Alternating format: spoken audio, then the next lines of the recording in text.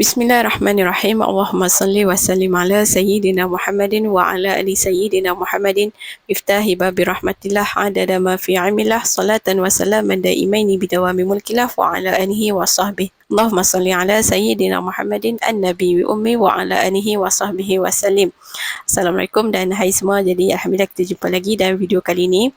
So rasa macam dah lama dah Nisa tak buat video, tapi video kali ini Nisa nak kongsikan pengalaman Nisa ke Aceh tahun ni. Alhamdulillah Allah izin ke sana melawat tempat-tempat kesan terjadinya tsunami 2004.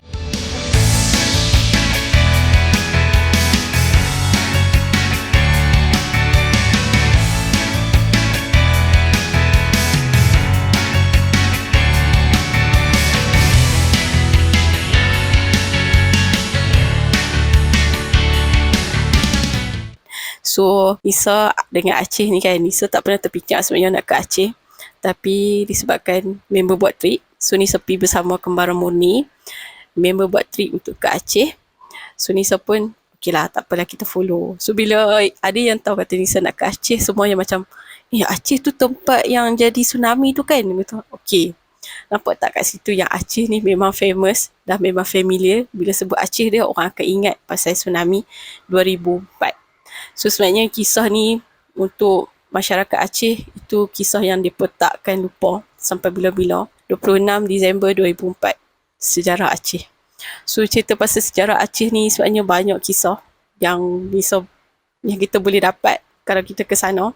So ke Aceh ni bagi Nisa lah rasa macam iman tu ditopak. So macam kalau lah kita dekat sini kan banyak mengeluh, tak reti nak bersyukur. Pergi ke Aceh tu iman tu macam ditopak, macam ya Allah kita lebih banyak kena bersyukur. Kat sana macam kita boleh belajar kekuasaan Allah di sebalik kisah tsunami 2004 ni. Macam-macam benda boleh belajar. So dekat Aceh ni kan Nisa banyak belajar sejarah dah. Macam sejarah Aceh, sejarah ada pasal pahlawan wanita terhebat Cuk Nyak Din ni. So dekat sana pahlawan yang terhebat Aceh adalah wanita. So sangatlah terinspirasi. Dan sebalik itu kami belajar juga tentang asbab sebalik cerita terjadinya tsunami 2004 ni. So Nisa cerita dululah macam mana terjadinya tsunami 2004 ni kan. Actually yang terjadi terlalu besarnya tsunami 2004 ni bukan sebab apa tau. Dia satu je sebenarnya, walaupun ada banyak hikmah. Sebabnya masyarakat waktu tu tak tahu tentang bencana alam ni. So sebelum terjadinya tsunami berlaku dulu gempa. Gempa tu diceritakan sangatlah dahsyat sampai kan yang terduduk tak boleh nak berdiri. Sangat dahsyat. Dan yang terjadinya gempa tu adalah waktu hari Minggu. Hari macam kalau kita Sabtu Ahad macam tu lah kan. So waktu tu pagi orang beraktiviti macam biasa kan. Apa boleh bayangkan tak suasana tu bila Nisa dengar cerita tu, ya Allah. Pagi yang kita rasa macam ini tak ada apa-apa, tiba-tiba berlaku gegaran gempa bumi yang sangat dahsyat. Dan waktu tu masyarakat ni memang tak tahu tentang bencana alam. So tak apalah, bila berlakunya gempa bumi tu adalah runtuhan bangunan. So waktu tu semua macam berkeliaran macam biasa, macam tak ada apalah berlaku kan. So mereka tak tahu apa yang akan terjadi selepas tu. So masing-masing berkeliaran. So pergi tengok tempat-tempat yang ada runtuhan apa semua kan. So buat macam biasa balik. Tiba-tiba yang belah pantai ni tau, belah pantai tu air dah mula surut. Lepas tu ikan penuh dekat pesisiran pantai. Disebabkan mereka tak tahu tentang bencana alam ni, yang duduk dekat kawasan dekat yang pantai turun ke laut, kutip ikan-ikan yang ada dekat pesisiran pantai kan, kutip banyak-banyak. Dan lepas tu terjadi tsunami. Sebab itulah waktu 2004 tu paling banyak yang terkorban, sebabnya mereka tak tahu tentang bencana alam ni. Bila terjadinya tsunami ni 2004, bisa dengar daripada cerita daripada masa tsunami lah. Dia cakap masa tu rasa macam dah kiamat dah. Sebab bila dengar orang huru-hara menjerit kan, berlari berkeliaran, yang family, yang mak ayah lari masing-masing selamatkan diri masing-masing. Tak tahu dah anak dekat mana pun. So berpisah satu family. Ni cerita benar tau. Ya ni cerita ni pencering lah sebenarnya. Sebab dia macam suasana masa terjadi tsunami 2004 tu memang macam suasana hari kiamat tau. So masing-masing berkeliaran, lari, selamatkan diri apa semua kan. Banyaklah kisah yang di sebalik cerita tsunami 2004 2004 ni. Dan ada cerita sebenarnya kalau ni lah kita pergi sana, pusat gempa yang paling dekat adalah dengan Pulau Semelu. Pusat gempa tu jauh sebenarnya dengan Aceh, tapi Aceh yang paling banyak terkorban. Sebabnya itulah, sebab masyarakat waktu tu tak tahu tentang bencana alam. Yang paling dekat pusat gempa ni adalah dengan Pulau Semelu. Tapi apa yang terjadi dekat Pulau Semelu, hanya 7 orang je yang terkorban waktu tu. Sebab apa? Sebab mereka dah tahu tentang tanda-tanda bencana alam, tentang tsunami ni. Sebab pernah dulu terjadi yang tsunami yang teruk jugalah dekat kawasan Pulau Semelu ni. Sampaikan nenek moyang mereka buat satu syair ataupun lagu tentang semung, tsunami. Bahasa dia pun semung, so tsunami tu. So dalam syair tu cerita ini tanda-tanda dia. So bila nampak tanda-tanda ni, apa perlu buat? So masa terjadinya tsunami 2004 tu, mereka dah tahu pasal bencana alam ni. So mereka cepat-cepat pergi selamatkan diri, naik ke kawasan yang lebih selamat lah kan. Tapi masyarakat Aceh waktu tu tak tahu. Mereka tak tahu tentang tsunami ni. Kalau ikut jarak Pulau Semelu ke Aceh lebih kurang 12 jam kalau naik feri. Jauh kan? Tapi Aceh lah yang paling teruk waktu tu yang terjadi tsunami. So kisah dia sebabkan masyarakat lah tak tahu. Tapi ada hikmah bila terjadinya tsunami ni. Sebab apa? Satu yang saya dengar, hikmah di sebalik tsunami ni ada pendamaian antara Indonesia dan Aceh. So di sebalik daripada kisah tsunami ni juga, masyarakat dah mula tahu, dah aware tentang bencana alam ni pasal tsunami. So mereka dah prepare. Sekarang ni kalau pergi sana, mereka dah prepare dah. Kalau terjadi pula tsunami ni, mereka dah tahu apa yang mereka kena buat. So dekat sekolah-sekolah ni dah ajak dah kan. Ada macam kalau kita kan loceng kebakaran kan. So dah ajak dah kalau terjadinya gempa, tsunami, apa yang kena buat. Kalau kita setakat kita kebakaran je kan. Tapi mereka extra lagi lah sebab mereka dah pernah terjadi benda tu. So ada ni saya dengar kalau macam terjadinya tsunami lagi, dia ada satu siren yang akan bagi tahu mereka ni masyarakat lah kan untuk selamatkan diri. So dah banyak improve asbab daripada terjadinya tsunami 2004.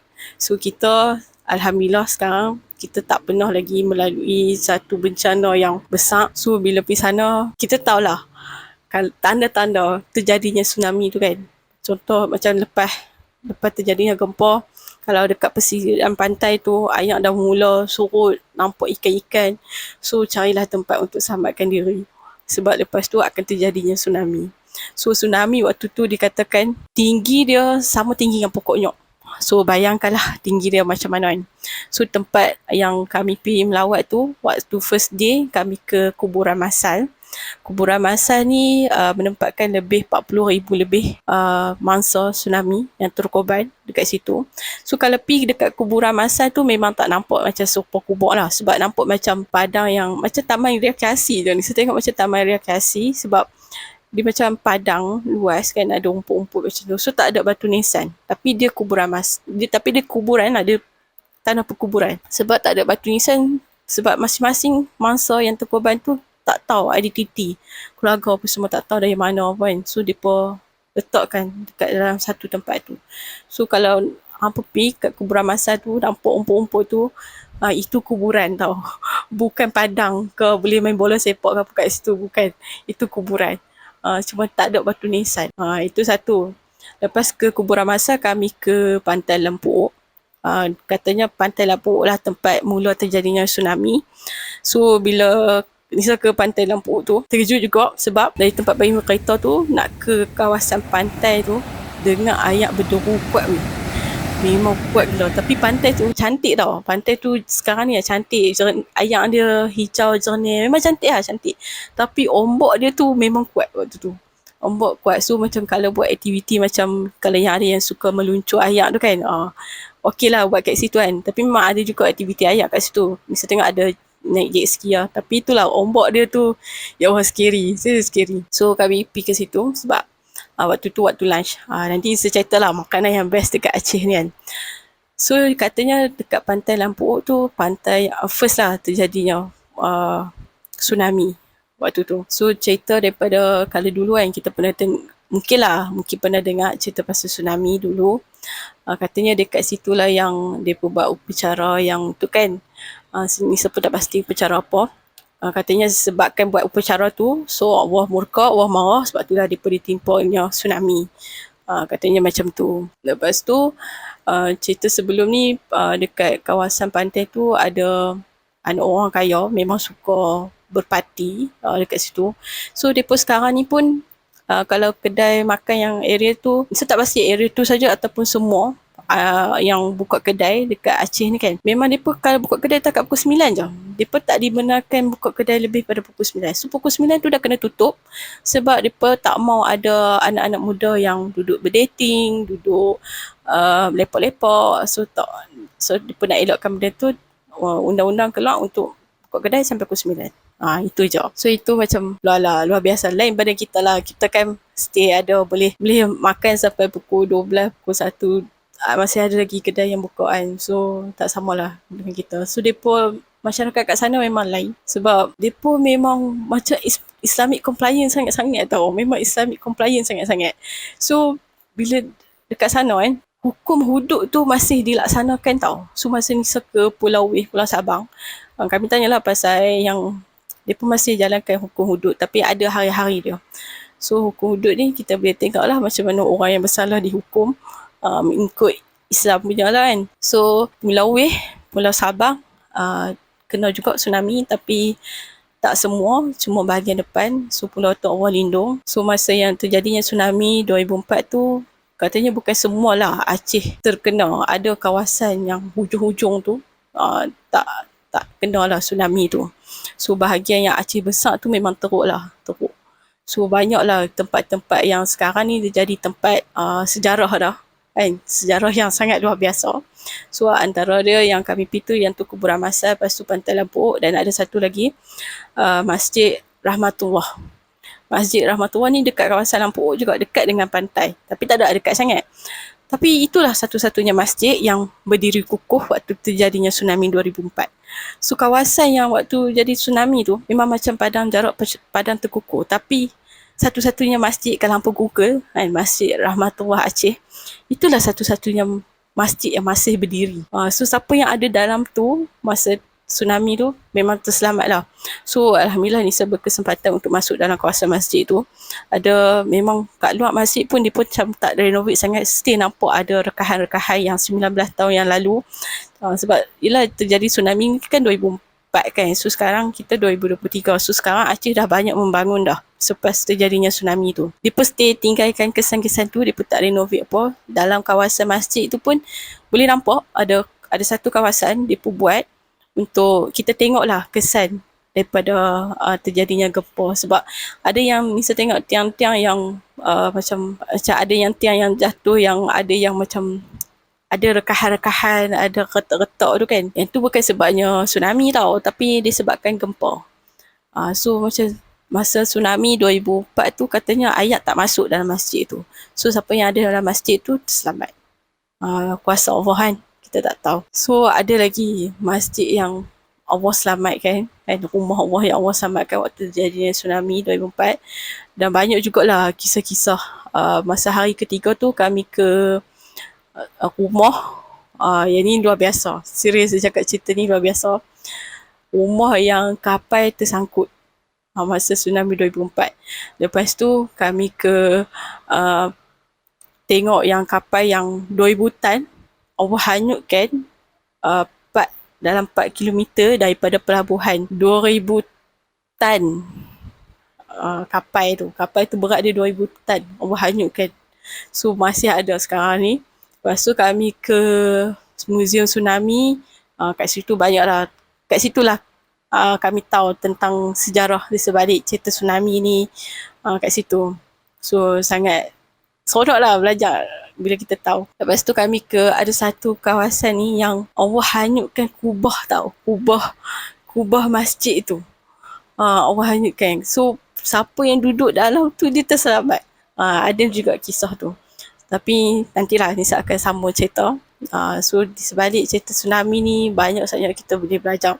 So kalau lah hampa dekat sini kan, kalau kita dekat Malaysia ni, Nisa rasa Aceh tempat yang kalau kita nak belajar, kita nak tengok hidup kita dengan hidup orang yang dekat Aceh tu, masa-masa tsunami, ya Allah, kita lebih kena banyak bersyukur lah. Kita kena lebih banyak bersyukur.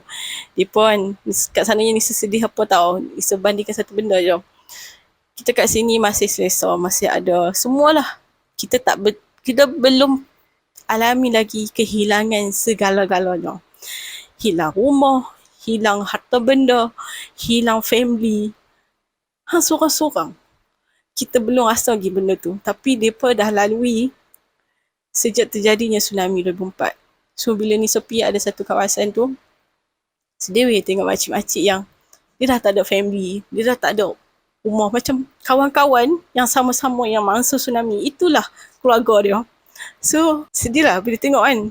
Kalau boleh kan, kalau selain kita cakap kota Mekah, Madinah, hampa pergilah ke Aceh. Belajar tahu tentang sejarah di sebalik kisah tsunami 2004. Pergilah tempat-tempat yang terjadinya kesan tsunami. Apa dengarlah kisah tu sendiri daripada masa-masa tsunami. Sangat macam mana cakap, sedih weh. Sayu, pilu. Sekarang bila kita dengar kisah daripada mereka, kita lebih kena banyak bersyukur. Kita belum lalui lagi benda-benda tu. So, sampai sini saja video Nisa untuk kali ini. Nanti insyaAllah Nisa akan kongsi lagi cerita-cerita tempat-tempat yang dilanda tsunami 2004 ni. So, mudah-mudahan video kali ini bermanfaat untuk semua. Jangan lupa terus perbanyakkan berselawat dan ajak lebih ramai lagi orang untuk berselawat. Di next video, Assalamualaikum. Terima kasih.